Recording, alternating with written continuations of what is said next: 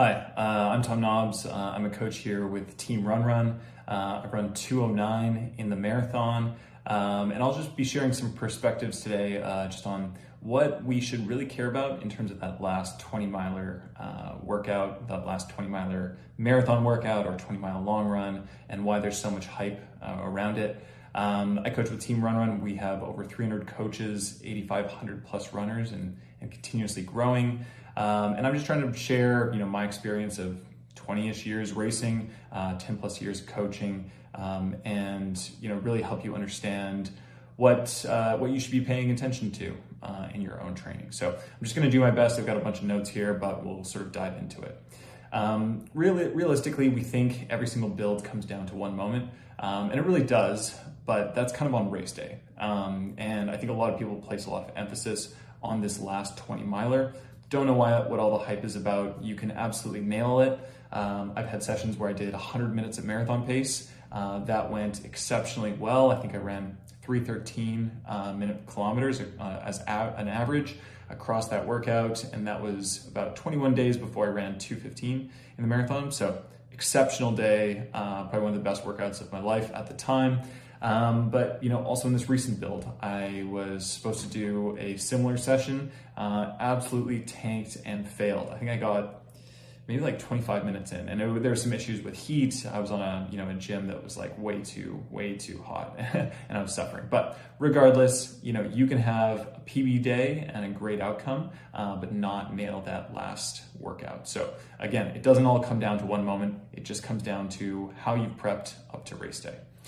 Usually this last 20-miler, it lands about 3 to 5 weeks out. So this one workout is kind of just telling you, how are you pacing? How are you mentally coming into it? Do you have the right sort of mentality? Are you going out way too hot?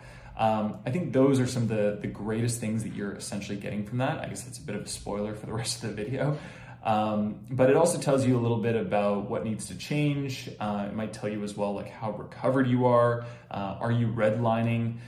Realistically, you should be able to maintain, within 95 to 100% of peak mileage coming into that week, and be feeling comfortable, be feeling strong for that final session.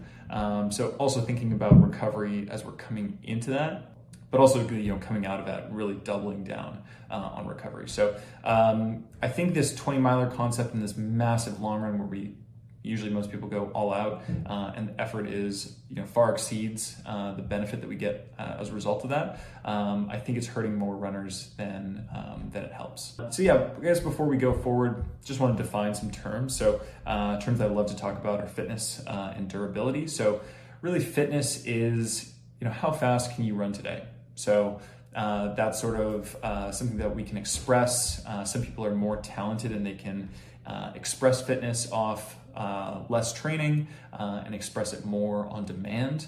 And then the other component to that is durability. So how long can you hold a certain pace for a given event before things start to fall apart? Kind of important for the marathon. I like to pride myself in my own durability, and I think that's what makes a great marathoner. So we can get really fit with intervals, threshold work, all that stuff, but really we get durable with consistent load and time and training volume, but also repeated exposure to some of these key sessions as well. I would say that consistent mileage and really quality mileage is something that I would 100% prioritize across an entire build, as opposed to that one final workout. So consistent mileage and consistency across all workouts over this one final superhero session.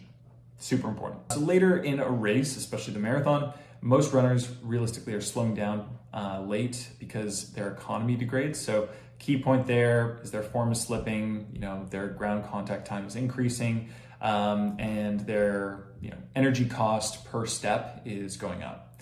That's kind of where durability starts to fail.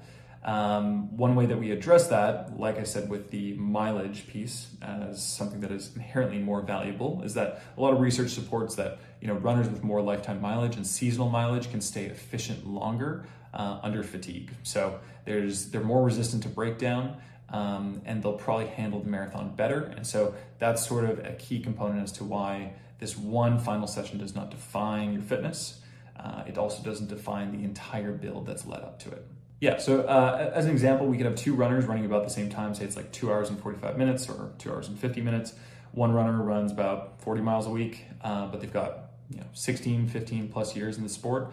Another runner runs closer to 120 miles a week or 110, but they're only about like 4 years in.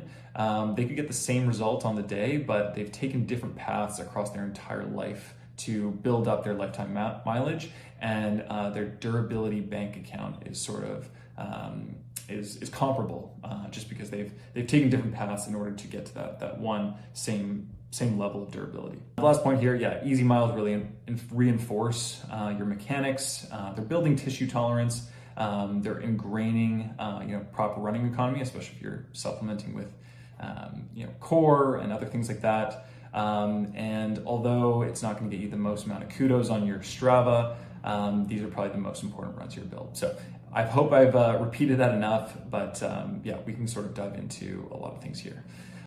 So I think coming into this section, I think it's really important to distinguish, what is an actually beneficial workout for different levels of runners. So 20 miles, it's a pretty arbitrary number. I think I've heard, 18 miles for others, but 20 is kind of the big one, 22 miles as well. For someone like myself, being, in the sub 210 marathon range, 20 miles, that might take me, hour 40, hour 45. And so, within a training session versus a 3-hour marathoner, that could be taking you, quite a long period of time, 2.5 hours, and for a 4-hour marathoner, it could take 3.5 hours just to get through that run. So whether you're throwing in some marathon pace work in there or whether it's all easy, that's kind of basically your race. And if this is landing, the closest about 21 days out, the average runner is going to take about 10 days to recover from that single effort. If you're not doing the right things, you're working out too soon following this last big session, 21 days out from the marathon, you could be cooked. And then you don't even have anything to show up with on race day. I do like this sort of point that the body knows time, it knows intensity, it knows the glycogen cost that it's experiencing, it knows mechanical stress, but it does not know distance. I think this is a uniquely American thing, but not a lot of other countries really value this. There's no Canadian who's like, I need to run 32K for this long run. That's not really a common stereotype that everyone talks about. So it's a bit of a confidence trap. I think it's just fueling your own ego. And I think the recovery period following would just be wrecked by some of your final tune-up sessions. And I think that's why you see a lot of people, just have this great discrepancy between where they think they're at in training versus where they really want on race day. Also, if you're under recovered, you're kind of losing confidence throughout the taper phase, which is kind of like a downward spiral just because most people go crazy in a taper as well. I think it's important to note what is actually deterministic of your fitness and where you're at for race day and what we can look at as coaches to understand your training and kind of where you're at and what you should pace at for the actual race day coming up. Number one, consistency. You hear that all the time.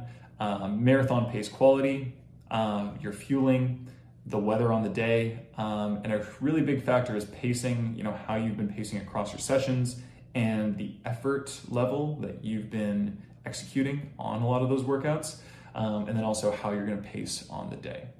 So a lot of those things really matter quite a bit more. And recovery is sort of a big element to that. It's like we can probably send it on this massive session, but what's the benefit? Just as like a personal anecdote, I think I did 2024 leading into the Waterfront Toronto Marathon. I did 100 minutes at marathon pace, average 3:13 per kilometer. All was great. I didn't really have a lot of food afterwards, like not a lot of protein. I'd say like after such a massive session, you should be getting in, 20, 30, 40 grams of protein and just loading up on carbs, even if you've been taking a ton of carbs during that session. And I actually went water skiing later in the day, and my quads definitely took some time to come around. So, I was not respecting recovery. Don't do that. don't water ski on that same day as well. Within this section, we want to chat a bit about what this final workout tests. I'll give you some examples as well, and I don't want to just share like flashy workouts. I'll share some of my favorites. I'll share some that really went into my build up to running 209. But more so, I just want you to understand the mechanics and the value of some of these key sessions, because each session that we can program, whether it's a really long continuous session at marathon pace thrown within the overall long run, or it's kind of broken up, you know, a couple Ks on, K off, a couple Ks on, that sort of format, they're all addressing a key gap in your fitness, or a gap in how you are executing things as a marathoner, or just, you know, how you operate as an athlete. So all those people that love to hammer the first 5K, yeah, you should definitely go into 100 minutes at marathon pace and see what happens.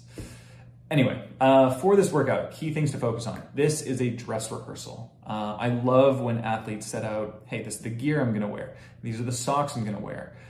This is really not a fitness test. We're getting a glimpse into your current fitness, but more so it's reaffirming your fitness when the workout has been executed properly. So we are looking at it after the fact and saying, hey, does this reaffirm kind of the general idea of where we're at? But during, we want to make sure that our effort is controlled and we're doing the right things within the workout, so that we're also not cooking ourselves for race day. This ends up being 3 to 5 weeks out where we land this last big marathon workout. It's not anything closer than that. You do see some pros that will throw in something 14 days before the race, but usually they've done a bigger session 21 days out. And then, you know, I'd say what I've done, as well as I've seen other pro groups, is they've done maybe like 12 miles at marathon pace, so a little shorter than a half marathon for them. And that ends up being like 60 minutes or just over 60 minutes. So it's nothing crazy, as just a little bit of a final aerobic top up for them. What we're testing within this, can you hold marathon pace? Can you start at a controlled pace and, you know, without your economy degrading across the run? Can you also slowly pick it up towards the end of the run? Does your fueling work? You know, if you're constantly taking in carbs while running at a faster marathon pace, there's a lot of blood that is being drawn away from your small intestine. Are you able to digest the carbs? Are you throwing up part way through? Are you throwing up by the end?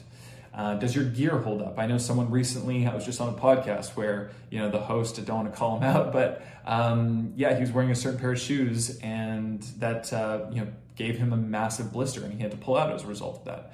I think he's like super talented guy. I know he's going to have another shot at it. And he seems to bounce back really well just because of his overall lifetime mileage, but you don't want that. I know a lot of you, you know, this is sort of a vacation, a huge investment, so we don't really want that to happen. But yeah, pacing discipline. Are you someone that loves to hammer from the gun? I almost think that some of these final marathon sessions, we want to instill a little bit of fear in you so that you don't hammer it, you know, from the gun. And then if you feel like you're finishing and, you know, you could do another 30 to 60 minutes within you for that session, I think that's a really good sign. But yeah, if you're blowing up now, that's just kind of a sign that we need to adjust things for the pace on the actual race day. Maybe we need to tweak a couple things in terms of your fueling, your general strategy, how you attack the course. And, you know, this is way better to find this out now than at mile 10. Or halfway into the race on race day. All right, yeah, diving into some of these workout options. So I think some of these might be staples or classics. These are things that I actually think are effective. So, you know, this is just my perspective. Again, what we're kind of talking about here is like, this is what allows you to feel ready for the day and allows you and your coach to really understand, am I prepped for race day? So, at the end of the day, this is almost more subjective than it is, you know, backed by science. So I'll also sort of touch on what gaps are being addressed here. Option number one, we have the straight marathon pace block. So I do love this one. I failed this one in my recent marathon build. I was supposed to do 90 minutes of marathon pace. The gym must have been like 25, 28 degrees. I was coming into it dehydrated and lightheaded too for some reason. And yeah, I just kind of pulled the plug. I didn't see a ton of value in what I was doing during the day. I will say I hit a number of sessions earlier in the build, so I was ready for this one, but this might be something like 80, 90, 100 minutes at marathon pace. Some sort of purists and people that are, following Jack Daniels might say it's more on the 90 to 100 minutes at marathon pace, not broken up. You got a bit of warm up, a bit of cool down, but it's a lot of time sort of baked in there. This is sort of the gap that it's addressing, it's sustained pace discipline. Again, that's the number one benefit, as well as mental stamina. But it's the purest form of a dress rehearsal. My coach loves it. I do love it for some athletes if I think they've got enough lifetime mileage and they can tolerate this, or if they're not taking marathon pace too seriously, we'll throw that in. And then you're also practicing, progressive glycogen depletion at race intensity across this effort. Best for experienced runners, confirming pace at that duration, not really for first timers. So don't get overcooked doing that if you're just watching this in your first marathon build. This is a key and honest pace, and you should finish feeling like you could do another chunk of time, a few more miles at the bare minimum. All right, option 2. So there's a lot of Canova style workouts. Canova does have a lot of really sexy workouts that people love. So you might be starting at race pace for an extended duration and then doing some floats. I've seen some floats at 90 to 95% of marathon pace. I think for most runners, if this was relatable, more beginner runners, I think if you are running a strong, easy run pace for your float, that's great. If you're a more experienced runner, you could do your float kilometer recoveries at steady state effort, which might be about 30 seconds per kilometer slower than your marathon pace. So if I run at 307s, or that's what I was training at for my last marathon build, or last marathon build, then my steady state is about 337 per kilometer. So anyway, that's for the float section, but one classic session, it's kind of Canova-esque, would be a pyramid. So you're doing 2K, 3K, 4K, 4K, 3K, 2K, 1K at marathon pace off 1K float. Done that a bunch of times. We can modify this as well. We can take out that one of those 4Ks, depending on what level of runner you are. We can also do, just a cut down across the board. There's a few ways that we can approach this, but I think the pyramid is sort of the best at giving you an understanding of where you're at, and is a little bit more of an honest workout. If you're doing the 2, 3, 4, 4, 3, 2, 1, 19K worth at marathon pace, building into it, you're having to work hard when fatigued. The floats are really simulating when you're at an aid station, or when you need to re-engage and get back into a certain pace within your marathon. So this might be great for, 2 hour 40, 3 hour 30 marathoners. It's also a bit treadmill friendly. I find that the float, as you back off a bit in terms of pace, allows your core temperature to go down. Another session that I do really love myself, so we're doing something like 2 by 9K, 2 by 10K, off 1K float. You could make that a 2K float as well, but I think it's a bit more honest when you do a 1K float. That float in between the 2 by 10K, I'd say is, more at a strong, easy run pace. That's my personal opinion. Again, you're getting a lot of time at marathon pace, maybe 20K. We can make those 2 blocks a little bit smaller for more beginner runners. That second 10K is really exposing where you start to break down. So, this could be best for a number of different runners depending on how you modify it. There's no sort of consolidated or shorter sort of breaks. So it's a little bit more honest as a marathon block experience. Another great one, I think this is a classic too. I think it just matters so much depending on what level you're at. So if you're doing 4 to 5 by 5K at marathon pace off a 1K float, it's a great session. Just if you're an elite and you're running 3-minute Ks versus if you're not an elite and you're in the 3 hour 30 marathon range and you're running 5-minute kilometers, that section of time for the 4 to 5 by 5K does change a lot. And so it's about you and your coach sort of understanding what is the right intensity and what those kilometer reps, 5K worth, what does that map out in terms of how intense you want that to be on the day.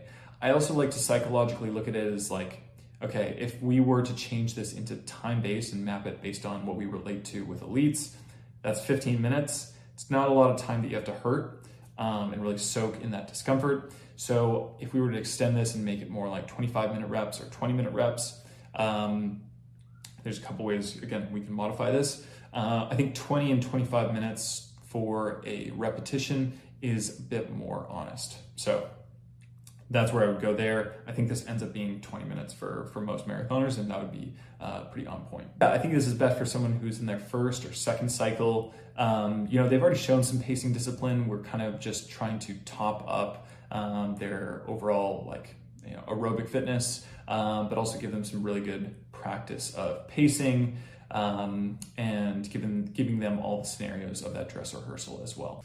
All right, and then the last sort of one that I have seen a bit of, I've never tried it myself, but I think this is something that you might see with the BYU team with Connor Mance and other guys like that is, you're doing sort of a long run, and then you're picking it up to maybe about, half marathon pace or tempo pace, depending on the level of runner you're at. So, you could think of this as 15, 16, 17 miles, or even 18 miles for some runners. And the first 11 to 12 miles are pretty easy. And then you're really picking it up in the last 4 to 6 and kind of progressing down to half marathon pace or, near your goal marathon pace even as the bare minimum. So yeah, that's sort of like a progression long run. It's really slowly depleting your slow twitch fibers, forces a lot of those fast twitch fibers to recruit under fatigue, kind of simulates what you'd feel like when you're at miles 18 to 22 of the actual race, and allows you to really stay mentally engaged towards the end of a run. But maybe best for athletes that are struggling to really engage themselves in the back half of the race. They've already got plenty of marathon pace volume already, so that's kind of the key gap we're addressing. I think that this is not always something that you want to place within a marathon block, but it does have some value. All right, in terms of executing this beast of a session, there's a lot that goes into it. There's many things you can practice, like loading up on carbs the day before, just practicing how a dinner the night before a morning big long run and long run workout, how that sits in your stomach, what your digestion is like the next day, practicing your breakfast meal, what you're gonna wear, and then how you're fueling during that final 20 miler or last big session. So you want the same products, the same timing, the same carb rate. So how many grams of carbs you're consuming per hour that you would do on race day. It's really important to have that during that workout. Sometimes you can wear your race day shoes and kit, or you can save those race day shoes for another day or for the actual race day. And then, through this, we want to really lean on effort most of all, and we're triangulating pace, heart rate, RPE, and, sometimes a couple of these variables might be off, but at the end of the day, effort overrides everything. The first 20 to 30 minutes of this session should feel pretty easy, pretty controlled, almost boring. Like most of the marathon training, it's kind of boring. But this is not a performance that you're trying to flex on people on Strava. You're not trying to prove everything. We really want to leave something in the tank, and we don't want to be, feeling like we're going to the arms for several miles at the end of this long workout. Again, where this fits, 3 to 5 weeks out, it'll take about 7 to 10 days to absorb and bounce back. Usually that first session back, I usually bump that about maybe like 6 or 7 days after for certain athletes. We're doing mostly easy running through the week after that big hit. And even that next workout that we're doing on, say, a Friday or something like that, it's usually pretty light, just to sort of accommodate for that. And again, we're already hitting the taper, so we're in those last, 2 weeks before taper week, we're sort of reducing volume as well. Renato Canova would do this kind of at the tail end of a really specific phase. Through the build, Daniels would do his really big marathon pace workouts at weeks 12, 9, 8, 4 to 5, and then allow for some recovery weeks coming into the race. So again, after this, you're tapering, the hay's in the barn, you don't have anything to worry about. And again, if you don't perform in this workout, you can still crush it on race day. Finally, as for the mental side of things, we really want to adjust our expectations. We really want to sort of calibrate and sort of be able to soak in this feeling of discomfort, this feeling of suffering. Running is really about being very comfortable with discomfort as a whole, and really understanding the difference between hard and unsustainable so that we can save ourselves and pace well come race day. Anyway, I hope this is helpful. It's a lot of content. I'm trying to really touch on many different things here. I'm open to sharing other key workouts that I loved.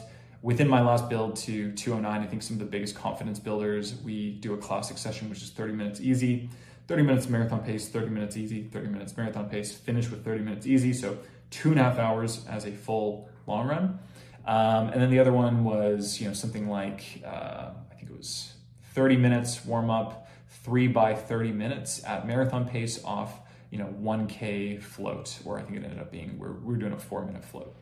So again, I wouldn't do those workouts necessarily. Don't copy those. But I think there's very key things that we were topping up on to start the build. And then actually for me personally, some of the key sessions towards the end of the build was 10 by 1K hard off 1K float. And that's more of a Canova-esque type workout. So very different from my previous builds. And all in all to say, there's some nuance, there's some individualization, there is no one-size-fits-all plan, and really work with your coach to sort of understand what is the gap you're trying to close 3 to 5 weeks out.